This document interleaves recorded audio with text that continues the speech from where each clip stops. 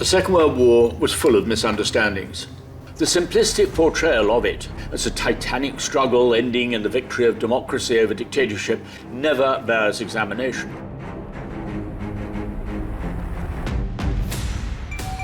앤터니 비버보다 2차 세계대전을 잘 아는 역사학자는 없을 겁니다. 도합 5,000페이지에 이르는 이 9권의 책에 앤터니 비버가 탐구한 2차 대전의 진실이 담겨 있죠. 전 세계의 전운이 감도는 지금, 히틀러라는 이름에 가려진 2차 세계대전의 불편한 진실을 마주할 시간입니다.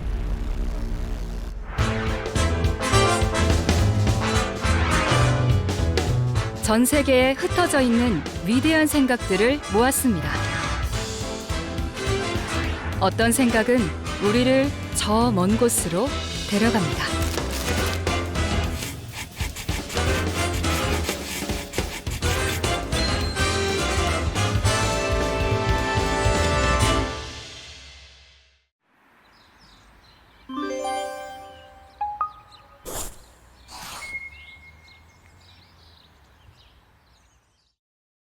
Welcome to EBS, Wiederhören Suap, Great Minds. My name is Antony Beevor, and I'm a historian of war and a writer. The Second World War was full of misunderstandings. In the case of the Allies, their leaders fell for the classic mistake of democratic confirmation bias. They thought that they were putting themselves in the shoes or boots of their enemies to see things from their point of view, but they were not. This was because they were still using their own democratic reasoning processes. For example, when on the 20th of July 1944, German officers attempted to kill Hitler in East Prussia with a bomb, Allied leaders believed that the war must be as good as over. They assumed that any army trying to assassinate its own leader and commander-in-chief must be on the edge of disintegration. What they utterly failed to understand was that Hitler's survival of the explosion meant that the Nazis, SS and Gestapo would force Germany to fight on to the very end. Ironically, by the spring of 1944, Hitler was directing the war in such a manic and irrational way that the British finally realized that it would be a great mistake to kill him. The Allies were likely to win the war much more rapidly with him still in charge. So Operation Foxley, the Special Operations Executive plan to assassinate Hitler, was cancelled. The sheer cruelty of the Second World War is underlined by the fact that for the first time in the history of modern conflict, far more civilians were killed than combatants. Not surprisingly, the Soviet Union fought in UN committees after the war to prevent class warfare, such as their own mass killing of aristocrats, bourgeoisie and kulaks, from being included in the international definition of genocide. The great Soviet physicist and dissident, Andrei Sakharov, observed that Stalin may have killed more people, but Hitler had to be defeated first. And he was, of course, quite right. If the Nazis had succeeded in defeating the Soviet Union, their so-called hunger plan to reduce the population through deliberate famine would have dwarfed even the horrors of the Holocaust. The Second World War was an intense political conflict, even more so than the national loyalties evoked at the time. This became increasingly clear in its aftermath. In August 1945, the Soviet Union began to release ordinary Italian soldiers captured on the Eastern Front in the latter part of the Stalingrad campaign. They were permitted to return home, but not their officers. Palmiro Togliatti, the leader of the Italian Communist Party, had begged its Soviet masters to delay the return of Italian officer prisoners until after the elections and the referendum the following year. So communist groups waving red flags gathered at railway stations to greet the ordinary Italian soldiers returning home. But to their horror, they found that the soldiers had scrawled "Abbasso Comunismo" on their wagons as a result of the treatment they had received in the Soviet Union. Fights broke out at the stations. The communist press promptly treated as fascists all those who criticized conditions in Soviet camps, or said that the Soviet Union was not a workers' paradise. An officer of the Alpini recorded the following year. On our way to Milan, we stopped in all the stations. At each one, crowds of people were holding up pictures of their sons, fathers, or husbands, shouting out names, asking us if we had seen them or if we had had any information about these missing men. These were wrenching scenes, repeated over and over in every station. At La Courtine in France, former Red Army soldiers who had been captured in German uniform were handed over to Soviet officers who executed any potential leaders in the nearby woods. The rest were then transported back to the Soviet Union for further filtration and then sentenced to slave labor. And the British also handed over Cossacks from the SS Cavalry Corps to Soviet authorities, although they could easily imagine the fate which awaited them. The reason was that the British government feared that the Soviet authorities would hold on to British prisoners of war liberated by the Red Army's advance across Poland and Eastern Germany if they did not return Soviet citizens. In northern China and Manchuria, the Red Army rounded up 600,000 Japanese soldiers from the former Kwantung Army. They were all sent to slave labor camps in Siberia and worked to death. Very few survived. Right across Europe and the Far East, displaced persons, as the mostly former slave laborers were called, attempted to make their way home. The region that experienced the worst of both Stalin's and Hitler's oppression was the Central European borderland between them. The Holodomor, the famine deliberately inflicted on Ukraine by Stalin in the 1930s, led to the deaths of around 4 million people. During the Second World War and afterwards, frontiers were obliterated or redrawn. Populations, including those of whole cities, were uprooted. Paramilitaries, secret police, and troops evacuated or killed the victims. In 1939, Poles from what suddenly became Western Ukraine had been dumped in the deserted spaces of Kazakhstan or Siberia and left to starve. The city of Lvov was occupied twice by the Red Army and once by the Wehrmacht. And after the war, the Polish Lvov became the Ukrainian Lviv. Its pre-war population of Poles and Jews had been murdered or deported. Stalin forced the Allies at the Yalta Conference to accept that the whole of Poland was to be shifted to the west. The Poles would occupy the former German provinces of Prussia, Silesia, and Pomerania, while the Soviet Union absorbed eastern Poland and Kaliningrad, part of the former East Prussia. The Red Army then carried out the largest operation of ethnic cleansing in modern times. More than 13 million Germans, Poles, and Ukrainians were transplanted. The city of Breslau became Wrocław, populated largely with Poles transported from the new Western Ukraine. In August 1945, as the Potsdam Conference progressed, Stalin's desire to extend Soviet power in many directions became abundantly apparent. He showed an interest in former Italian colonies in Africa and proposed that the Allies should have General Franco removed from ruling Spain.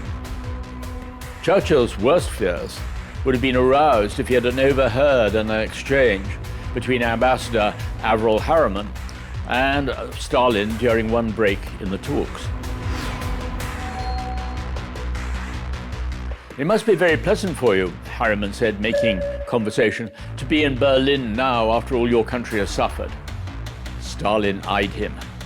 Tsar Alexander went all the way to Paris, the Soviet dictator replied, without changing his expression.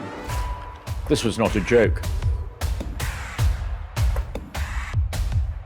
A meeting of the Politburo in 1944 had decided to order the Stavka to plan for the invasion of France and Italy as General Stemenko later told Beria's son.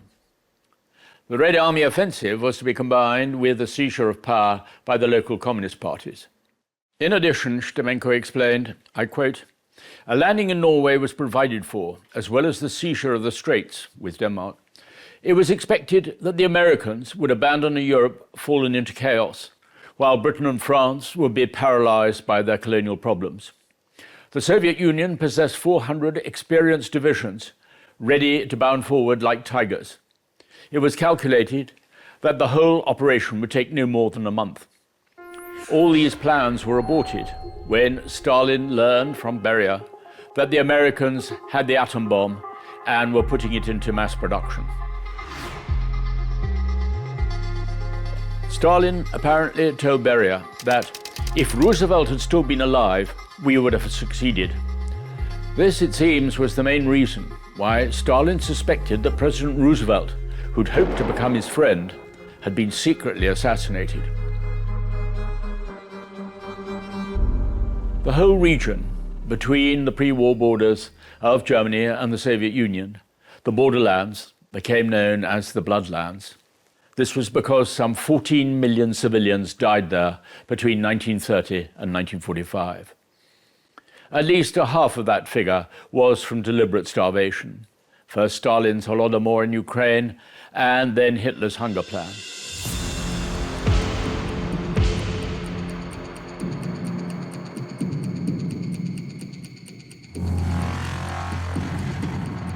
And the Nazi hunger plan aimed to reduce the Soviet population by 30 million, but proved far less successful than what had been envisaged in Berlin, largely because the Wehrmacht needed manpower from the local population. Of the 5.4 million Jews murdered by the Nazis in the Holocaust, at least 4 million came from the bloodlands of Poland, the Baltic states, and Ukraine. Both Stalin and Hitler felt contempt and hatred for the population of this region and did their utmost to eliminate the elites, including academics, intellectuals, priests, teachers, politicians, and officers. They also starved or worked to death the prisoners of war captured on the Eastern Front. Stalin was in one sense the first Holocaust denier, because in 1945 he refused to allow the Jews to be seen as a special category of suffering. The party line created the slogan, "Do not divide the dead." No civilian victims were to be described as Jews. They were all to be Soviet citizens. In 1941, Hitler had hated the idea of recruiting men from the borderlands or former Soviet soldiers as auxiliaries, because they were not Germans and thus racially inferior in his view. But his subordinates, even including Heinrich Himmler, knew that they needed them in the vast landmass they were trying to conquer. Ironically, it was Colonel Count von Stauffenberg who 3 years before attempting to blow up Hitler argued that there was only one chance of defeating the Soviet Union. That was to recruit an army 1 million strong from such anti-Soviet ethnic groups as Ukrainians, Cossacks, and Caucasians. These non-German volunteers could often prove even more savage than Himmler's SS. For many, revenge was hard to resist after the suffering of foreign occupation during the war. In Norway, Leif Hovelsen, a member of the resistance who had suffered in the concentration camp of Grini, was one of those told to guard German prisoners in the medieval castle of Akershus in Oslo. When more prisoners arrived in Luftwaffe uniform, Hovelsen recognized several of them immediately. They included the commander and guards from the camp at Grini. This time, Hovelsen wrote, "We were the masters. We gave them punishment drills as harsh as those that they had given us and made them sing the marching songs that they'd forced us to sing." One of them begged for water. Hovelsen took a bucket and threw its contents in his face, just as had been done to him. His fellow Norwegians cheered. But afterwards, Hovelsen began to be troubled that, as a Christian and a Norwegian patriot, he could have acted like those who had tormented him. The idea of redemption took hold, and eventually he traveled to Germany to find the former guard whom he had mistreated, to ask to be forgiven. Hoverson found that he had died, so he asked forgiveness from the man's daughter and laid flowers on his grave. For better or for worse, the Second World War shaped the world we lived in. In the Far East, with the defeat of Japan, it would eventually pave the way for the rise of modern China, with its resentment for past wrongs. It sealed the fate of the European empires, British, French, and Dutch. At the same time, it inevitably produced the rise of both the United States and the Soviet Union to superpower status. It spurred the movement towards European Union. It also gave birth to United Nations, inspired by the belief in the possibility of a better world. And the UN, despite all of its shortcomings and its weaknesses, has provided a forum for some form of international morality. Yet another unsettling paradox which the Second World War revealed was that the armies of democracies were liable to kill even more civilians in battle than the armies of dictatorship. This was because their generals, well aware of the pressure at home from the press and public opinion to reduce their own casualties, resorted to a maximum use of high explosive, both shells and bombs, to kill the enemy at a distance. The British and Americans, for example, killed as many French civilians during the Second World War as the number of British killed by German bombers and V weapons. Now, in the midst of alarming global instability, social, political, and economic, it is understandable that people look again at the Second World War as a cautionary tale, one that can alert us to danger signals and perhaps offer useful signposts towards a more peaceful future.